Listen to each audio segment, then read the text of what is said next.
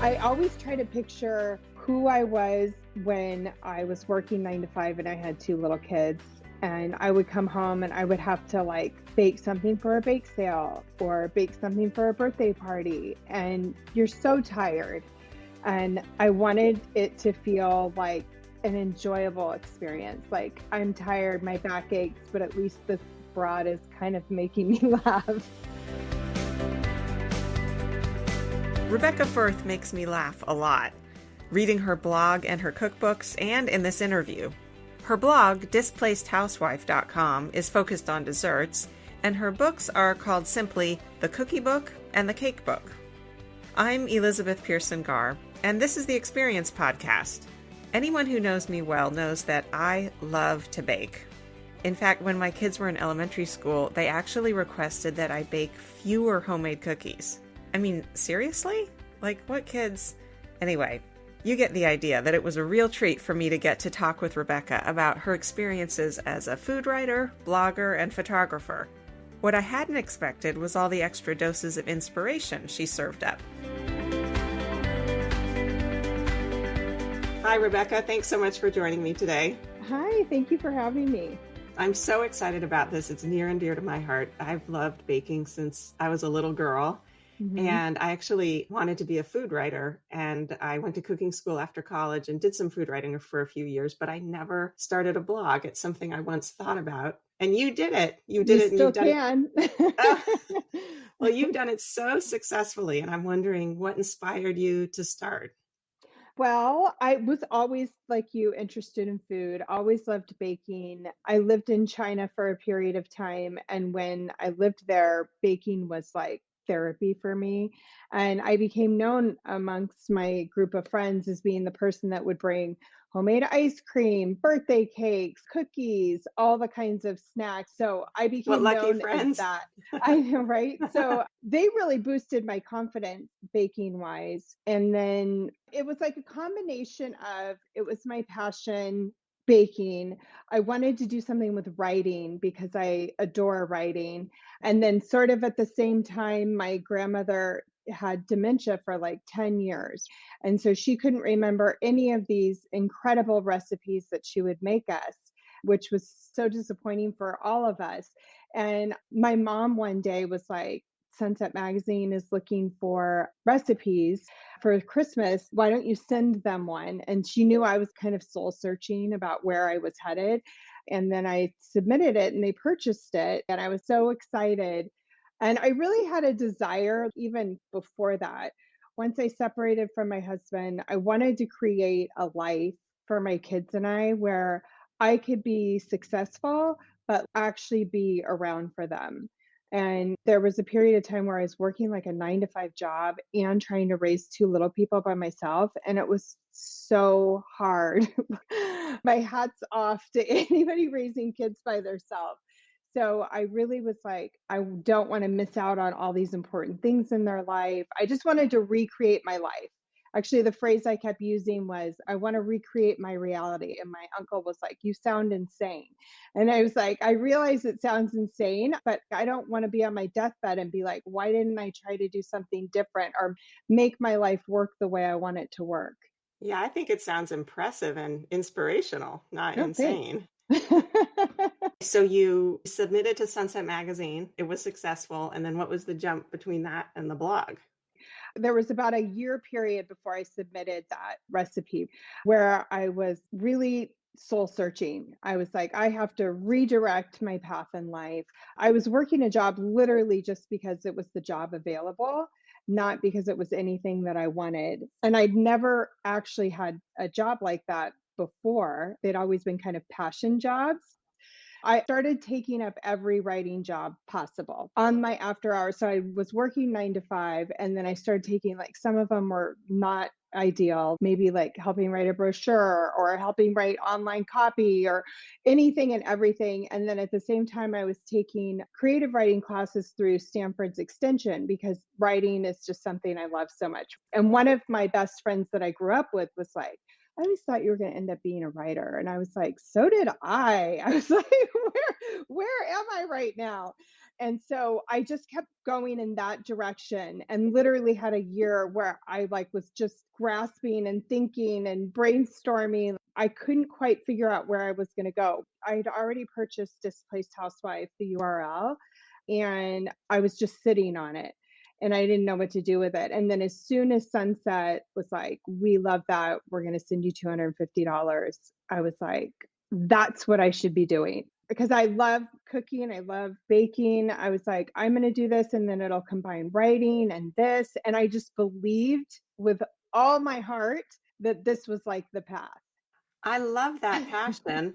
And I love that you followed where your heart was leading. I love writing, so I'm going to pursue that. And it didn't happen overnight. I think No, people look at it and say, oh, you're so successful. And it looks like this kind of dream situation because everything on the site is so delectable and your writing is so fun and full of energy. But it's not like you just turned on the computer one day and had this super successful blog. I mean, this was a journey. it was a lot of work and it was hard to get there. I think when you're trying to figure out what you want to do, you're like walking blindly into the night. You're just kind of like trying to feel your way. You can feel like you're headed in the right direction, maybe, but you're not quite sure. And I just kept thinking, I'm just going to trust my gut. I'm just going to keep going. I'm going to keep digging, and something's going to pan out in this direction. I will say it's very hard, and you have maybe experienced this as well, starting a podcast. I think when you start to do something like this, I heard somebody refer to it one time as like stay in your lane. Like, is this what you do all day? I remember hearing that a lot. So you're just baking all day? People are like, I don't understand what's happening. I remember like another mom saying to me one time, well, you don't really work. And I remember I was like, Oh my well, gosh. actually I really do.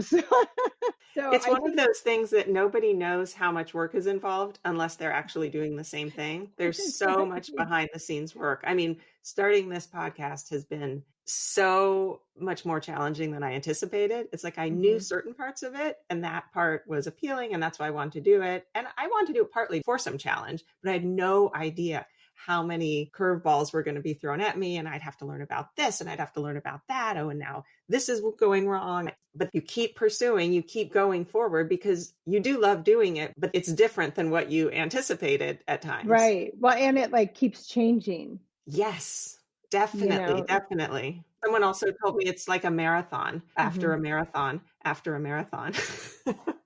There's not Right? really an end. Well, it sort of makes me think of I am reading Atomic Habits. He talks about how it's not necessarily about I want to run a marathon. It's that you want to develop the habits of the type of person that runs a marathon. Otherwise, if the marathon's just your goal, then you're going to not be into it afterwards. So I've really been thinking about that a lot lately. Like, who do I want to identify with? What type of habits will that person be doing every day instead of thinking of it as goal line oriented, It also helps propel you forward and be open to all the possibilities and challenges that are inevitably going to come your way right? as you grow. Because if you do just stay in your lane, like the person said, that's nice for a little bit. Like I'm sure you got to a place where you were successful or whatever. I'd be interested to hear what your definition of that is. Maybe it's changed over time, but then the goalposts probably change, right? Well, I will say one thing that I do, and I recommend this to anybody that's starting out something new, or even if you've been doing it for a while, like start it right now. I just keep a Word doc. And every time you have some accomplishment, and it could be like somebody sending, I love these cookies, they're my favorite cookies, or whether it's like a food and wines, reposting something or wanting to include my book or whatever. Even like the most minute, tiny little thing, I date and put it in this thing because it's so easy for us to forget all these little things that are happening. And if you track them, it's a great way to like keep the tank full of that energy and that drive.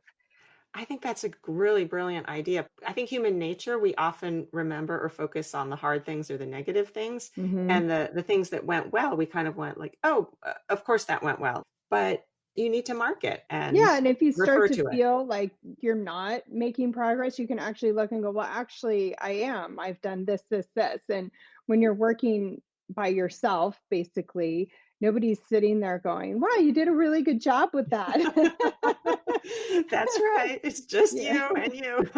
Yeah, Can exactly. you walk me through kind of a typical day of your life? I'm sure each one is different, but your recipe testing and your recipe developing and your writing and your photographing and videoing. Right. You must be buying a lot of ingredients too. I'm wondering how you do all that.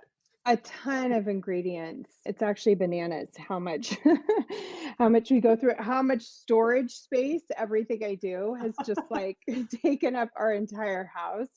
So, a typical day, I've really been trying to work on a workflow. Social media has made it really hard. So, like back when I first started, it was like you'd write a blog post and you could get like 3 good photos and you would be able to post those out and you'd be like, great, awesome, I did a cool job. And then now we have Instagram stories, Instagram, Facebook, YouTube. If you want to do YouTube, you have videos that you need to put on your website because you make good money on the video part of your website. And then TikTok, whatever, you get the idea.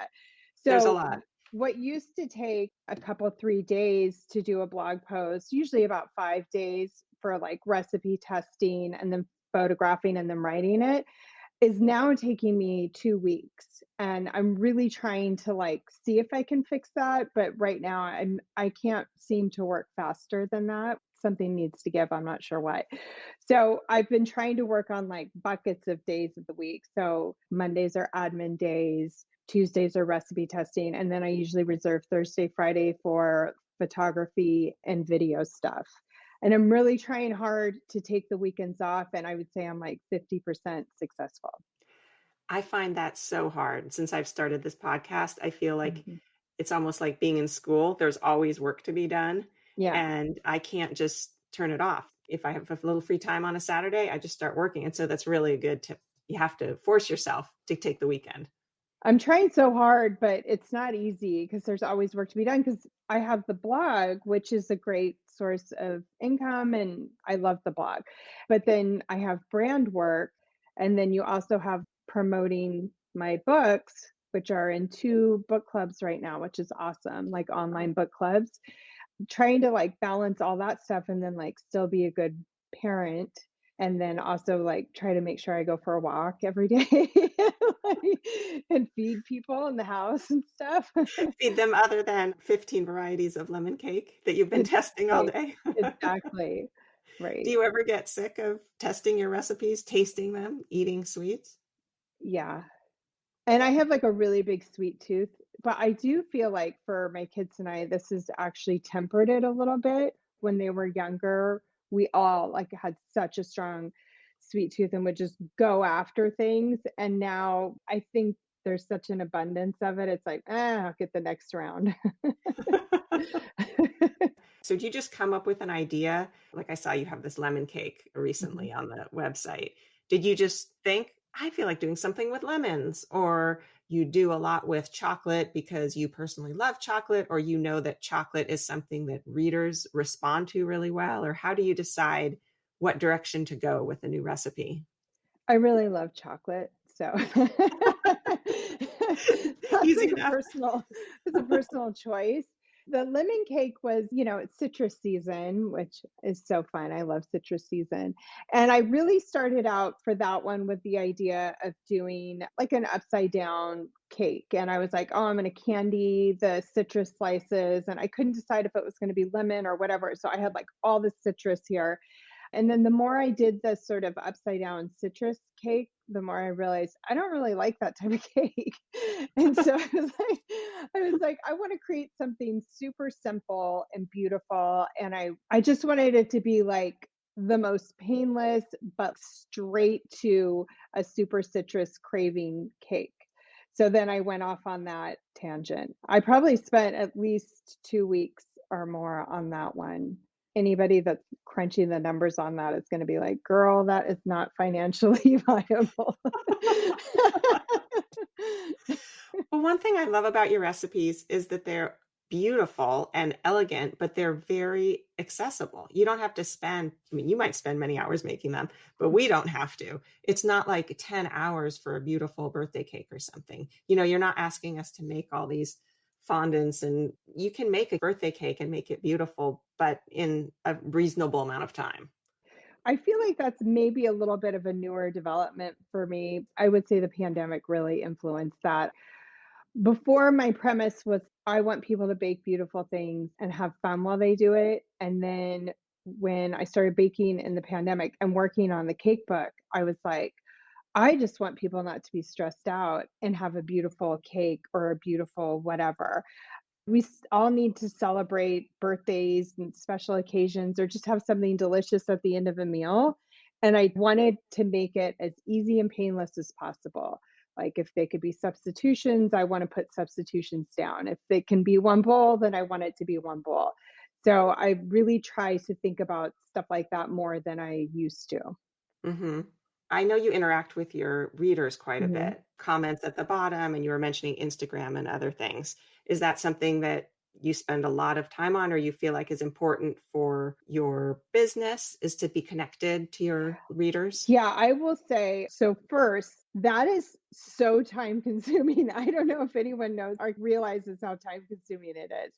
One of the cookbook clubs, the last day of the month, they bake something from my book, which is so nice to go through and look at everybody's beautiful photos and read what they have to say about it.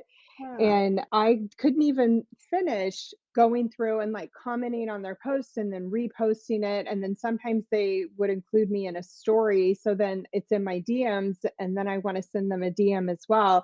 Because I sort of look at it like this: if they take the time to come to my space, I think of it almost like my house. I want to be hospitable. I'm not as good as I used to be responding to every comment, but I try to respond to comments. I'm not perfect, but I think it's important. But you have a lot of followers. That could be your full-time job, I would imagine, responding to people because it's very That's popular, really nice of you to your say. blog and your Instagram. Like, I think your goal is getting harder and harder to reach the more popular you're becoming. Especially with just one person doing it. I was talking with somebody yesterday who has double the followers that I do, and she does the same thing. And I was like, this isn't a one person job anymore. And she's like, it's definitely not. Although most of the people I know are typically just one person and maybe like outsourcing certain parts of it. But for the Mm. most part, we're all doing the bulk of the work. So how did the cookbooks come to be? Did you go searching out someone say, I have an idea for a cookie book, or did somebody come to you and say, hey, displaced housewife, I love your recipes. Can I publish a book for you? They came to me. I was working on my own book proposal. I was nominated for a Severe Award. And then, like that week, they reached out to me and they were like, we want to talk to you about writing a book, which for me is like a bucket list dream, something I knew I had to Yeah. do before I died. I always thought it would be fiction, but as I got deeper into baking and the baking world, I was beyond excited. So they were like, we were thinking a cookie book. And I was like, I flipping love that idea. So the cookie book, I did that one and it was great. And then immediately thought the cake book would be such a fun follow up, but I was like, I can't even think about that. And then the lovely pandemic hit. And literally, right at the very, very, very, very beginning, they were like, do you want to do this? And I was like, gosh, I don't know. And then my agent was like, I think you should do it. I was like, okay. And then my editor was like, well, what do you want to do? I go, I think the cake book would be a scream, you know? And then she was like, great, write up the table of contents and send me 3 recipes that you could see in it. And then I got that to them within like a couple weeks. And then they were said, okay, we'll work on the contract. It was like that, which is kind of obnoxious Wow. because Kind of dreamy. my proposals haven't even been floated around to anyone. But if I went that path, I guarantee you it would not be like that. And it would be hard. And I'd have to shop it around and like basically beg someone to publish my book. For whatever reason, this took a much easier path. Yeah, but now you have established credibility. You're a two-time cookbook author, and so it'll probably be easier to get the next I ones. mean, I don't know. I feel like publishing's a closed game. Even though I may have 2 books, I still think it's hard to get in. And I would not even want to start another book until my son graduates from high school, and he's a sophomore right now. So I'm like in a book-free zone for the next couple of years, which sounds kind of nice. So that implies to me that it's a lot of work It's to do the it's books. insane. It's actually bananas, and especially from a financial perspective, my blog is way more lucrative than a book is. But the amount of work that you have to do, and I photographed it, and just making sure, like, at the end of the day, even though there's like copy editors, line editors, and then you also have the editor, at the end of the day, if there's an ingredient wrong, a quantity, it's on you. So, like, that pressure. And then when it comes time for the book to come out, really ultimately the marketing is up to the author, unless you're huge. I'm sure Ina Garden's not working on her marketing plan, but I have to work on my marketing plan and figure out how I'm going to hustle and move books. So it's a very time consuming, all consuming process. Did you feel like the second book was easier to write in any way because you had the experience from the first one? Or was it the same kind of arduous process starting from ground zero? It was a little easier because when I wrote the cookie book, my editor is very hands off.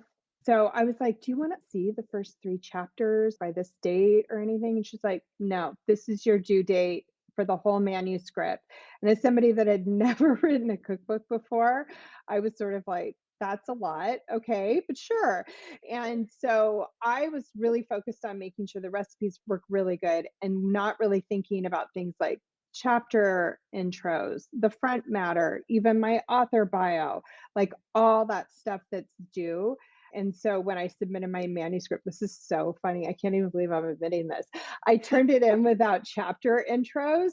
And I go, "Do we really need those anyways?" I'm like, "Who reads chapter intros?" She's like, People want to get "No." just straight to the recipes. She's like, "I'm going to need chapter intros from you." I was like, "Okay, sorry." And so this time I was super organized with all that. Like, I brainstormed and kind of wrote the intro.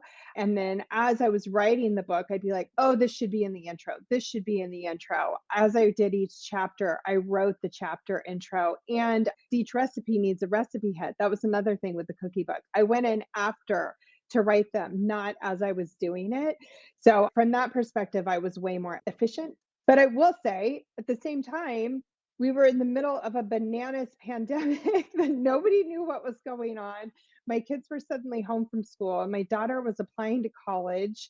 And it was so hard to stay focused and not honestly just want to sit and watch the news and be like, what is happening in the world? That's how Right. I felt. So I had to use a tremendous amount of willpower to like go in the kitchen and recipe test. I will say it was harder for me to get the job done, even though I was more organized. Whereas with the cookie book, I was getting up at like 4 in the morning and working until like 11 o'clock at night. And I was like, Oh my goodness. this book has to be perfect. And with the cake book, I was like, I'm having a hard time working at 10 a.m. So it was Well, like, the whole mood of everybody had changed during the pandemic, so that's understandable. yeah.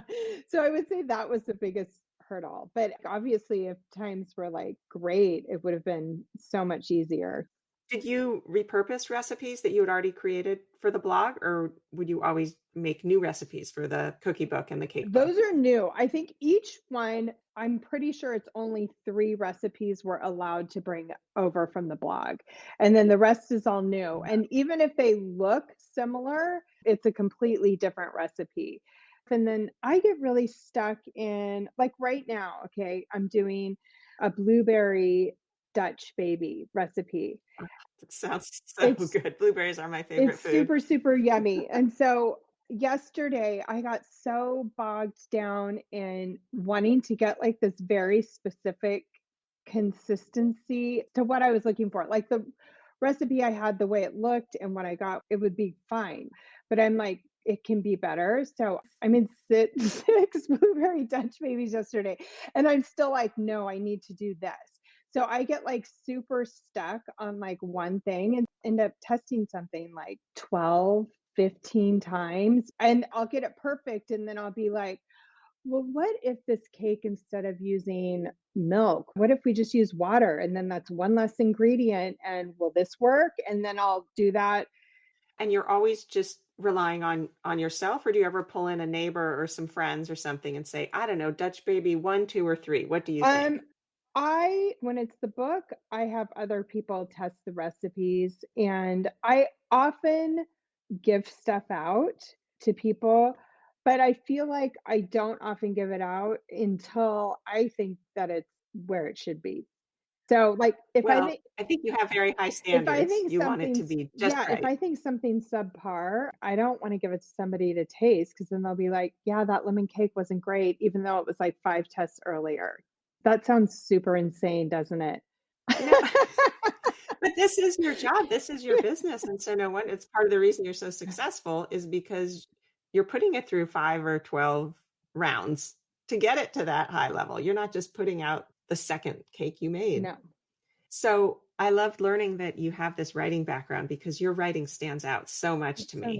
nice. I think some bloggers maybe just say, oh, I like to bake, and then they'll write a few things Mhm. there. And it just sort of sits on the page. I mean, your writing really pops. It has so much personality and so much energy. I'm wondering if you've purposely cultivated a certain voice for your blog, or is it just kind of who you are? Because I find it very natural. It's almost like you're one of my close friends and you're kind of talking me through this recipe and why I'll like it. I wanted it to seem like I'm right there with you in the kitchen. My recipes, the actual recipes used to be much more conversational. I would say more along the vein of like Nigella Lawson, who I adored. Me And too. so Yeah. in my like recipe instructions, I would be more like I was having a conversation. And I stopped doing that because I did find out some people would see the length of the instructions and be like, well, this is super complicated. I don't want to do it. So I'm not Oh, as chummy in the recipe instructions. I try to focus more on the recipe and just try and do it in like an engaging way. I always try to picture who I was when I was working 9 to 5 and I had 2 little kids.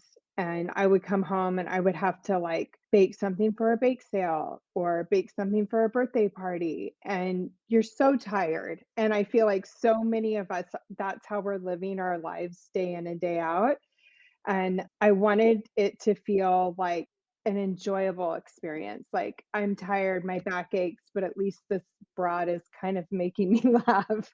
Is what is kind of what I was thinking.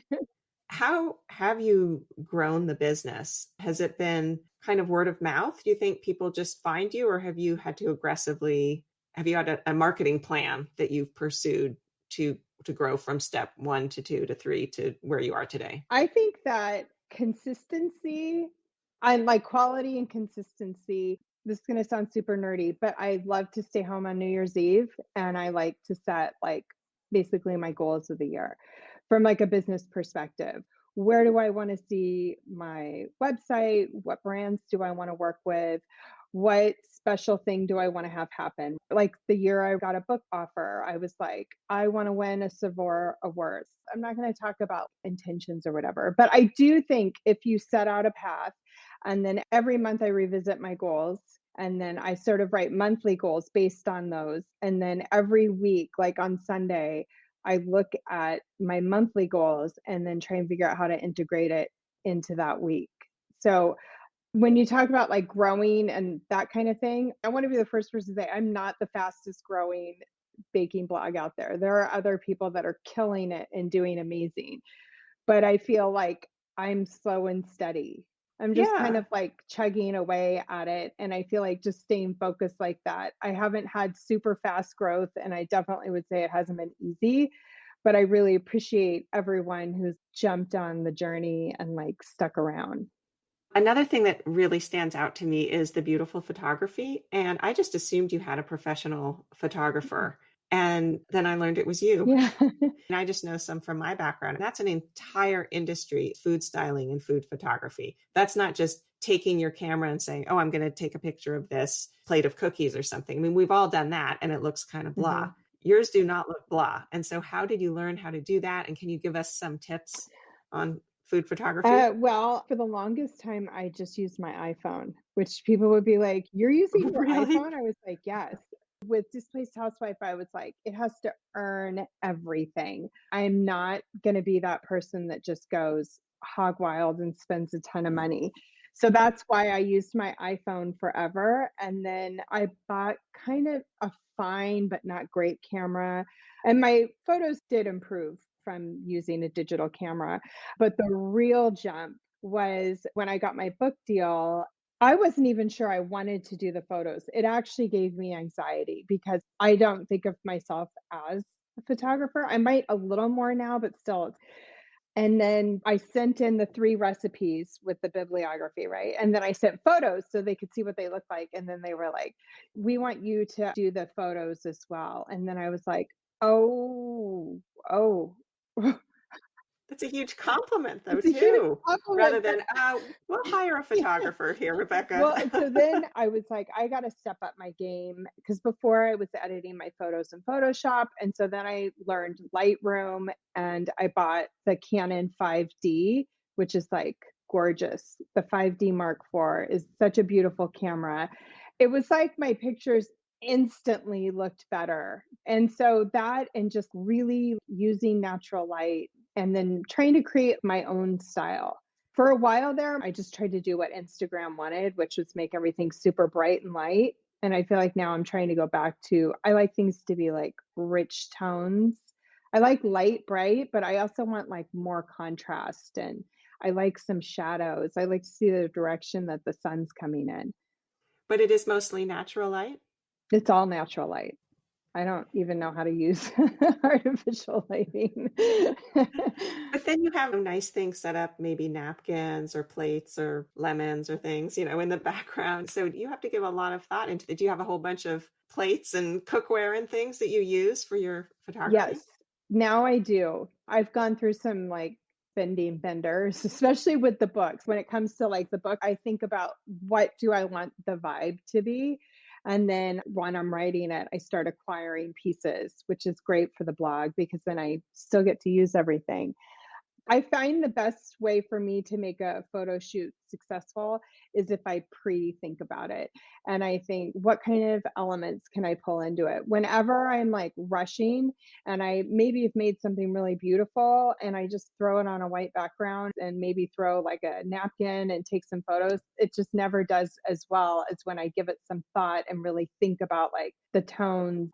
And is it like giving you an impression? Is it making you see a life beyond the food or like a glimpse into something else? Does that make sense? Like a Yeah, like peek. the picture is worth a thousand words cliche, Yeah, but it really can exactly. be. It can give you a much bigger sense than just here sits a cake on a cake stand. You can give Right. a whole environment and life to it.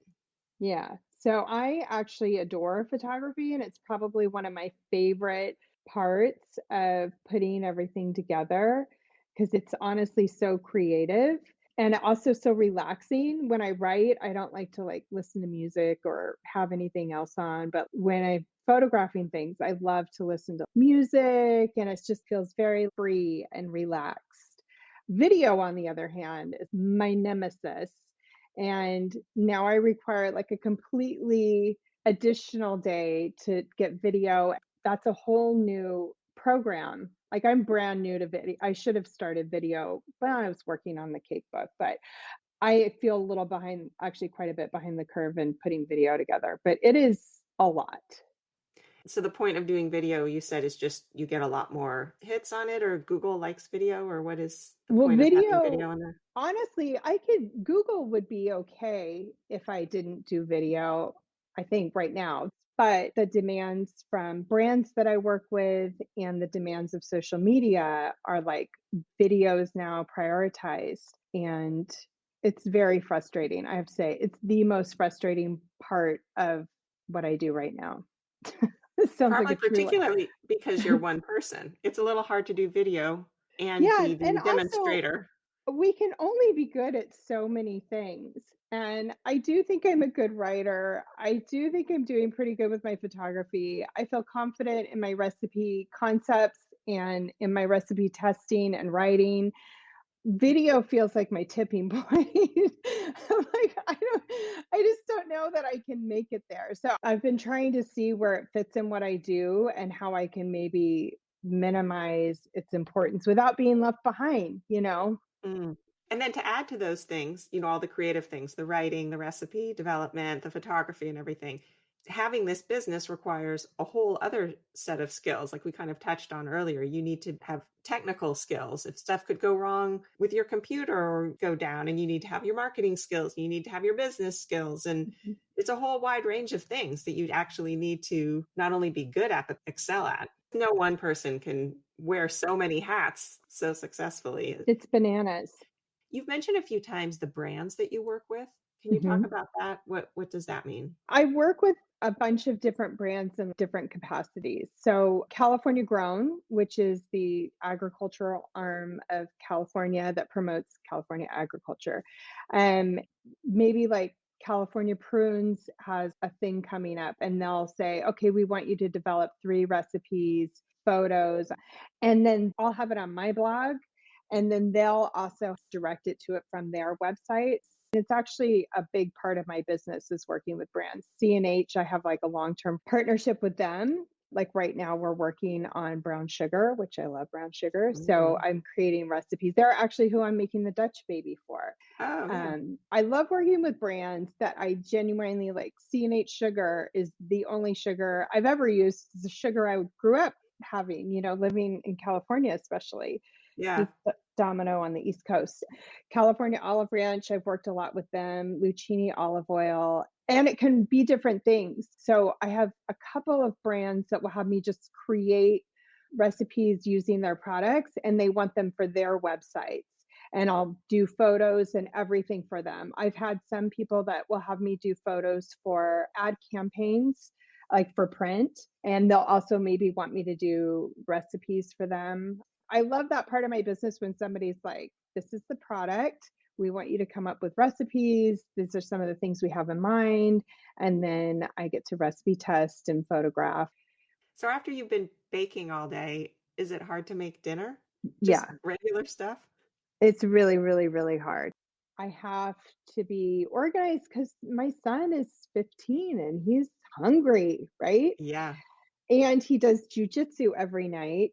So I have to have that prepped. So I've become a slow cooker fanatic because then I can just shove everything in it and it's like cooking all day. And then I might put rice in the rice cooker and then I don't even have to think about it. So I feel like I've gotten a little bit better about it because I don't like to serve my kids frozen food or packaged food. And I'm not judging people that do. I think probably it's because I wasn't raised that way. My mom always cooked dinner from scratch. Sometimes I'm like, why am I making it so hard though? I I feel like feel I the should same be. way. I'm Yeah. always peeling and chopping. And like, why does it take me so long? But I like good food. I like to eat Yeah, it. I like to serve it to my family. Sometimes it shouldn't take quite so long. I know. Do you have any little tips for somebody that might want to become a food writer or a food photographer or somehow enter this field? I think you should just jump in and start doing it and not second guessing yourself and just learning as much as you can and believing in yourself. Career shifts and changing direction, I just feel like we need to support people more. Why not? You only live once. Don't wait for an invitation, just do it. I'm totally with you. And I think it's so easy to second guess yourself. But with whatever it is that you really care about, it's never going to happen unless you make it happen. I Right. mean, if you don't try, it's definitely not going to happen. And so, like you said, just jump in. When I started the blog, I was like, there are people out there that are going to think I'm funny, that are going to like my recipes and like my photos. I need to not compare myself to anyone, not worry what anyone says, and just trust my gut, and it's going to work out.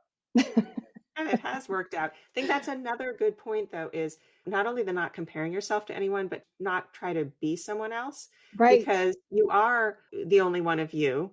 You're one of one, and only you have your voice. Right. The Ina Garten lane, that is taken, and you're never going to be her. We don't want No, another her. Or I have a no. friend who started a podcast, and she said, for a while, I was kind of trying to be Terry Gross. And a friend of mine said, don't try to be Terry Gross. You need to share your wisdom and who you are. And then in the end, you kind of go, "Wait, I got to be me." You Because do.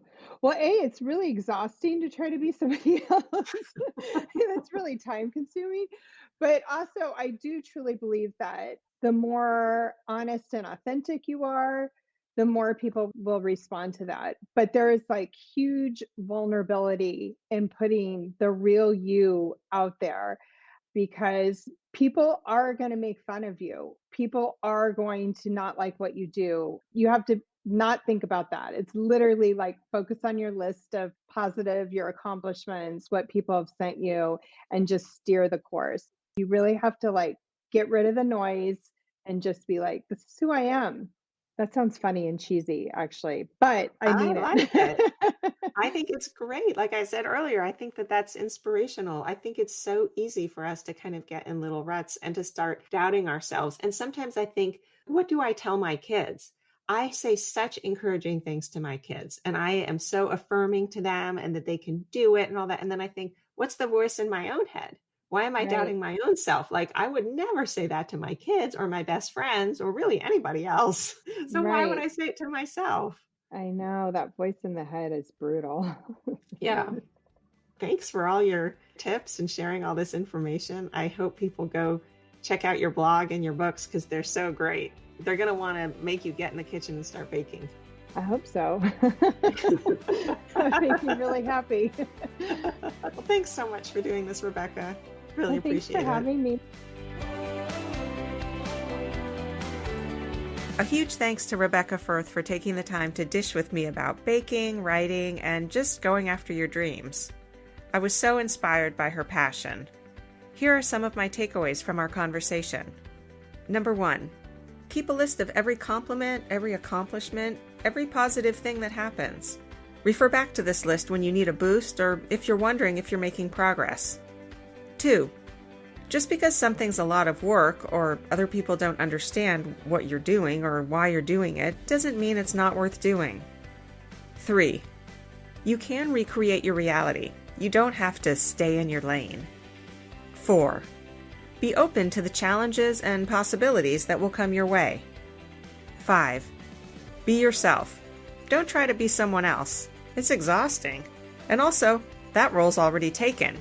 Only you have your voice. And finally, number 6, have a dream? Jump in. Learn as much as you can. Believe in yourself. Don't wait for an invitation. If you don't try, it's definitely not going to happen. We've put links to Rebecca's blog and her books in our show notes. You can find them on our website, theexperiencepodcast.net. You can also listen to all of our past episodes there, find out how to follow us on social media, and sign up for our newsletter. And if you're enjoying this podcast, please rate and review it and subscribe. And also tell a friend. And today, why not go bake something? I'm Elizabeth Pearson Garr. Thanks for joining The Experience.